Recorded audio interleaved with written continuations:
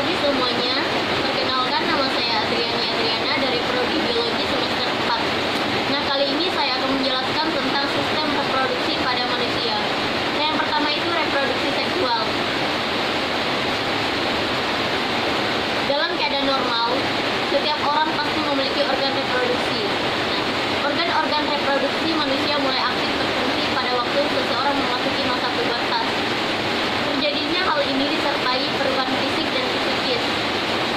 Pada laki-laki, pubertas dimulai dengan perubahan suara lebih berat, pembesaran genitalia eksternal, tampilnya bulu di atas tubuh dan muka. Pada wanita ditandai dengan menstruasi pertama, buah dada membesar, serta jaringan ikat dan saluran darah bertambah. Nah, sifat kelamin sekunder tampil, lingkungan tubuh berkembang, adanya bulu ketiak dan pubis pelvis melebar. Dengan mulai aktifnya hormon seksual menyebabkan munculnya perilaku seksual dan dorongan seksual. Dan hal tersebut memang merupakan fungsi pertama sekaligus utama dari organ reproduksi. Istilah reproduksi umumnya digunakan untuk menyebut proses menghasilkan suatu individu baru, atau secara aseksual yaitu dari satu organisme induk, ataupun secara seksual yaitu dari dua organisme induk yang berbeda. Walaupun istilah tersebut sebenarnya juga menggambarkan proses menghasilkan sel-sel baru dalam proses pertumbuhan. Seks adalah perbedaan badan dan biologis perempuan dan laki-laki yang sering disebut jenis kelamin, yaitu penis untuk laki-laki dan vagina untuk perempuan. Seksualitas menyangkut berbagai dimensi yang sangat luas, yaitu dimensi biologis, sosial, perilaku, dan kultural. Seksualitas dari dimensi biologis berkaitan dengan organ reproduksi dan alat kelamin, termasuk bagaimana menjaga kesehatan dan memfungsikan secara optimal organ reproduksi dan dorongan seksual. Reproduksi seksual membutuhkan keterlibatan dua individu, biasanya dari jenis kelamin yang berbeda. Reproduksi manusia normal adalah contoh umum reproduksi seksual. Nah, yang B yaitu sistem organ reproduksi. Reproduksi adalah proses melanjutkan keturunan. Seperti halnya mamalia lainnya, reproduksi manusia terjadi secara seksual. Fertilisasi internal, melahirkan dan menyusui anaknya. Bila kita bicara soal reproduksi, memang tidak terlepas dari istilah organ seksual. Reproduksi seksual manusia diawali dengan perkawinan atau kopulasi, yaitu pemindahan sperma dari sistem organ reproduksi pria ke dalam sistem organ reproduksi wanita. Nah, alat kopulasi laki-laki berupa penis dan alat kopulasi wanita adalah vagina. Organ reproduksi pria dan wanita jelas berbeda. Nah, sebelum kita bicara lebih dalam mengenai hal tersebut, ada baiknya kita kenali dulu dengan baik berbagai organ reproduksi pria dan wanita. Nah, yang pertama itu struktur organ reproduksi pria. Yang pertama, testis merupakan gonade jantan berbentuk oval terletak pada skrotum atau kantung pelir. Testis mengandung lipatan saluran-saluran tubulus seminiferus atau saluran tempat pembentukan sperma dan sel-sel Leydig atau sel penghasil hormon testosteron. Vas deferens jumlah 1 pasang. Saluran lurus mengarah ke atas, merupakan kelanjutan epidermis dan ujung salurannya. Berada dalam kelenjar prostat. Berperan sebagai saluran jalannya sperma dari epididymis menuju vesicula seminalis atau kantung mani. Uretra merupakan saluran yang terdapat di sepanjang penis.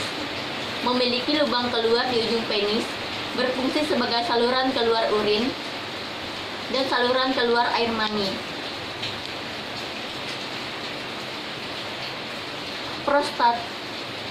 Prostat jumlah 1 buah. Nah, terdapat di bawah kantung kemih, mensekresikan getahnya secara langsung ke dalam uretra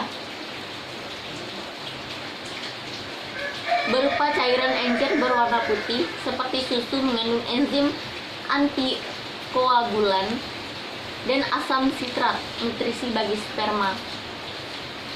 Penis tersusun atas 3 silinder jaringan erektif mirip spons, berasal dari vena dan kapiler yang mengalami modifikasi. Dua terletak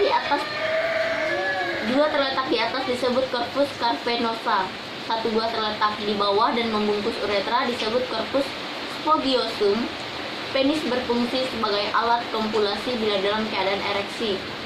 Glans kepala penis adalah bagian paling depan dari batang kemaluan atau penis yang sangat banyak mengandung pembuluh darah. Ujung penis ini tertutup kulit yang biasanya dibuang atau disunat. Sunat dianjurkan karena memudahkan pembersihan penis sehingga mengurangi kemungkinan terkena infeksi. Selanjutnya itu skortum atau kantung pelir. Jumlahnya sepasang, merupakan kantung yang di dalamnya berisi testis. Antara kantung sebelah kanan dan kiri dibatasi oleh sekat yang tersusun jaringan ikat dan otot polos atau otot dartos. Otot dartos menyebabkan skortum dapat mengendur dan berkerut. Nah, yang kedua yaitu struktur organ reproduksi wanita. Struktur organ reproduksi wanita meliputi organ reproduksi internal dan organ reproduksi eksternal. Keduanya saling berhubungan dan tak terpisahkan. Ovarium, jumlah sepasang, bentuk oval dengan panjang 3-4 cm, mengandung bertaut melalui mesenterium ke uterus, merupakan gonade perempuan yang berfungsi menghasilkan ovum dan mensekresikan hormon kelamin perempuan yaitu estrogen dan progesteron. Ovarium terbungkus oleh kapsul pelindung yang kuat dan banyak mengandung folikel. Tuba Fallopi jumlahnya sepasang, ujungnya mirip corong berjumpa yang disebut infundibulum, berfungsi untuk menangkap ovum yang dilepas dari ovarium. Epitelium, bagian dalam saluran ini bersilia. Gerakan silia akan mendorong ovum untuk bergerak menuju uterus. Rahim berbentuk seperti buah pir, bagian bawah mengecil disebut cervix. Uterus merupakan tempat tumbuh dan berkembangnya embrio. Dindingnya dapat mengembang selama kehamilan dan kembali berkerut setelah melahirkan. Nah, dinding sebelah dalam disebut endometrium, banyak menghasilkan lendir dan pembuluh darah. Vagina merupakan akhir dari saluran reproduksi manusia. Suatu selaput berpembuluh darah yang disebut himen menutupi sebagian saluran vagina. Membran ini dapat dirobek akibat aktivitas fisik yang berat atau saat terjadi hubungan badan. Vagina berfungsi sebagai alat kopulasi wanita dan juga sebagai saluran kelahiran. Cervix, leher rahim, teksturnya keras, bentuknya seperti kubah. Nah, saluran cervix itu sendiri membentang pada bagian tengahnya sepanjang 2,5 sampai 3,5 cm dan menghubungkan vagina dengan rahim. Nah, leher rahim membantu dan mempertahankan kelikinan vagina sebagai pelindung ekstra. Cervix menjaga infeksi masuk. Penyumbat berbentuk lendir menutup diameter kanal yang berukuran 2-3 mm. Nah, mulut vagina, bagian luar dari vagina yang merupakan sebuah rongga penghubung antara rahim dengan bagian luar tubuh. Lubang vagina ini ditutupi oleh selaput darah, dapat pecah karena senggama atau karena sebab lain seperti jatuh atau kecelakaan dan lain-lainnya. Nah, klitoris dibentuk dari jaringan sama seperti penis, berupa sebuah tonjolan kecil, merupakan bagian yang paling peka terhadap rangsang karena banyak mengandung saraf. Nah, yang selanjutnya yaitu proses reproduksi. Reproduksi manusia bermula dari pertemuan sel jantan atau spermatozoa dan sel telur yaitu ovum. Setiap sel telur masak yang ukurannya sebesar tanda titik ini jatuh melalui salurannya menuju rahim. Dalam perjalanannya itulah ada kemungkinan ovum bertemu spermatozoa. Karakter spermatozoa adalah berlomba untuk dapat masuk ke dalam sel telur dengan cara menembus pelindung sel benih wanita yang disebut corona radiata. Nah, perjuangan berikutnya menembus pelindung kedua yang disebut zona pellucida. Jika berhasil, dia akan menempel kuat dan menembusnya dengan cepat masuk ke sel telur mencapai intinya. Terjadilah proses pembuahan. Setelah terjadi pembuahan, maka berkembanglah dua sel bertemu itu pada hari ketiga, menjadi 16 sel. Begitu seterusnya hingga ketika lahir dari dua sel itu berkembang menjadi 2 miliar sel. Yang pertama itu spermatogenis. Spermatogenis atau pembentukan sperma terjadi di dalam testis, tepatnya di dalam tubulus seminiferus. 2-3 lapis dinding luar tubulus seminiferus merupakan epitelum germinal. Nah, sel-selnya berdiferensiasi menjadi spermatogonia yang merupakan prekursor sperma. Nah, spermatogonia terus-menerus memperbanyak diri dengan membelah secara mitosis.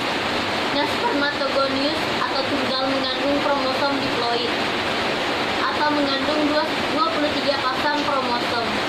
Setelah berulang kali membelah, akhirnya berubah menjadi spermatosit primer yang masih diploid. Setelah beberapa minggu, spermatosit primer membelah secara meiosis menjadi 2 buah spermatosis sekunder yang bersifat haploid atau 23 buah kromosom. Spermatosit merupakan calon sperma, belum mempunyai ekor dan mengandung kromosom. Ketika pertama kali terbentuk, spermatid memiliki bentuk seperti sel epitelium. Namun setelah beberapa minggu mulai memanjang dan berubah bentuk menjadi sperma yang memiliki kepala dan ekor. Nah, kemudian spermatik berubah menjadi sperma. Perubahan spermatik menjadi sperma disebut spermiasi. Selanjutnya yaitu oognesis. Oognesis merupakan proses pembentukan ovum di dalam ovarium. Di dalam ovarium atau induk telur terdapat oogonium atau oogonia atau jamak. Nah, oogonium bersifat diploid, mengandung 23 pasang kromosom atau 46 buah kromosom. Oognesis telah dimulai sejak bayi perempuan masih dalam kandungan ibunya berkisar sekitar 5 bulan. Oogonium akan memperbanyak diri dengan membelah berulang kali secara mitosis, membentuk oosit primer. Oosit primer terbungkus dalam polikel yang penuh dengan cairan nutrisi yang diperlukan untuk pertumbuhan ovum. Oosit primer mengalami meiosis pertama, menghasilkan 2 sel berbeda, yaitu oosit sekunder berukuran besar dan kolosit primer berukuran kecil. Oognesis terhenti hingga terjadi ovulasi. Bila tidak terjadi fertilisasi oosit, sekunder akan mengalami degenerasi. Namun bila ada penetrasi sperma dan terjadi fertilisasi, oognesis akan dilanjutkan dengan pembelahan meiosis kedua. Nah, oosit sekunder membelah menjadi 2, yaitu ootit berukuran besar dan kolosit sekunder berukuran kecil. Nah, sedangkan kolosit primer membelah menjadi 2 kolosit sekunder, sehingga pada akhir oognesis dihasilkan 3 kolosit dan 1 ootit yang berkembang menjadi ovum.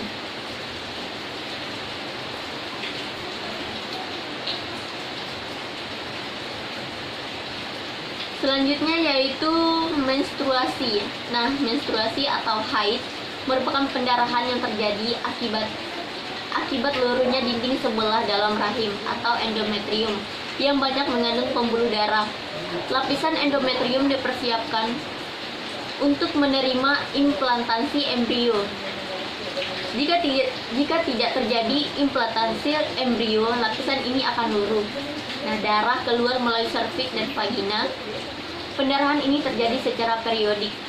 Jarak waktu antara menstruasi 1 dengan menstruasi berikutnya dikenal dengan 1 siklus menstruasi. Nah, pada wanita siklus menstruasi rata-rata terjadi sekitar 28 hari. Walaupun hal ini berlaku umum, tidak semua wanita memiliki siklus menstruasi yang sama. Nah, terkadang siklus terjadi setiap 21 hari hingga 31 hari. Nah, siklus menstruasi pada wanita terjadi dari 3 fase. Yang pertama yaitu fase aliran menstruasi, fase poliferasi, dan fase sekresi. Nah, yang pertama itu fase aliran menstruasi. Tahap ini berakhir pada 4 sampai 6 hari pada suatu siklus. Nah, oleh karena hormon estrogen dan progesteron berhenti dikeluarkan, maka endometrium mengalami degenerasi. Darah, mukus, dan sel-sel epikal dikeluarkan sebagai darah haid dari rongga uterus ke vagina. Nah, dengan menurun dan hilangnya progesteron dan estrogen. Fase poliferasi. Nah, fase poliferasi dikendalikan oleh hormon estrogen, maka disebut juga estrogen fase. Fase ini dimulai pada hari ke-5 sampai hari ke-14 dari siklus, setiap bulan setelah haid. Hipofisis anterior mensekreasikan hormon PSH atau follicle stimulating hormone. Nah, hormon ini berpengaruh terhadap proses pertumbuhan dan pemasangan ovum dan follicle graft. Selama pertumbuhan folikel menjadi follicle graft, terjadi proses pembentukan dan pengeluaran hormon estrogen. Nah, hormon estrogen berfungsi untuk membangun endometrium, sehingga endometrium rahim menebal hingga 5-7 cm. Di samping itu, estrogen juga mempengaruhi kelenjar serviks untuk menghasilkan cairan yang encer. Adanya estrogen akan menghambat pengeluaran PSH dan memacu pengeluaran LH yang dikeluarkan oleh lobus interior hipofisis. Selanjutnya yaitu fase sekresi. Nah, fase sekresi terjadi pada hari ke-14 sampai hari ke-28 dari siklus. Follicle graft yang pecah pada saat ovulasi berubah menjadi corpus robum yang mengandung banyak darah. Dan adanya LH menyebabkan corpus robum berubah menjadi corpus luteum atau badah kuning. Corpus luteum mensekresikan hormon progesteron. Selama fase sekresi, endometrium terus menebal. Nah, arteri membesar dan kelenjar endometrium tumbuh. Perubahan endometrium dipengaruhi hormon estrogen dan progesteron yang diekskresikan oleh corpus luteum sesudah ovulasi. Jika tidak ada kehamilan, corpus luteum berdegradasi sehingga progesteron dan estrogen menurun bahkan sampai hilang. Selanjutnya yaitu fertilisasi. Nah, fertilisasi merupakan penyatuan dua gamet jantan dan betina yang masing-masing mengandung kromosom atau kromosom haploid. Pada laki-laki berupa sperma dan pada wanita berupa ovum. Nah, beberapa ratus sperma akan menuju sel telur sambil mengeluarkan enzim yang membuat salah satu sperma berhasil menembus lapisan pelindung sel telur yang matang. Pada saat ini terjadi perubahan kimiawi yang mencegah sperma lain memasuki sel telur. Nah, telur yang telah dibuahi oleh sperma membentuk zigot, kemudian zigot digerakkan oleh silia oviduk menuju ke uterus. Setelah 24 jam terjadilah pembelahan sel atau cleavage. Pembelahan ini terjadi saat telur yang dibuahi berjalan dari oviduk ke uterus, yang memakan waktu 3-5 hari. Zigot akan mengalami pembelahan menjadi 2 sel, 4 sel, dan 8 sel, 16 sel, dan akhirnya akan menjadi satu kelompok sel baru yang disebut morula atau 32 sel. Nah, morula kemudian membentuk bola berongga. Bentuk ini disebut blatosit. Nah, blatosit kemudian turun ke uterus dan menanamkan diri di endometrium atau melakukan implantasi. Nah, implantasi terjadi pada hari ke-7 atau ke-8.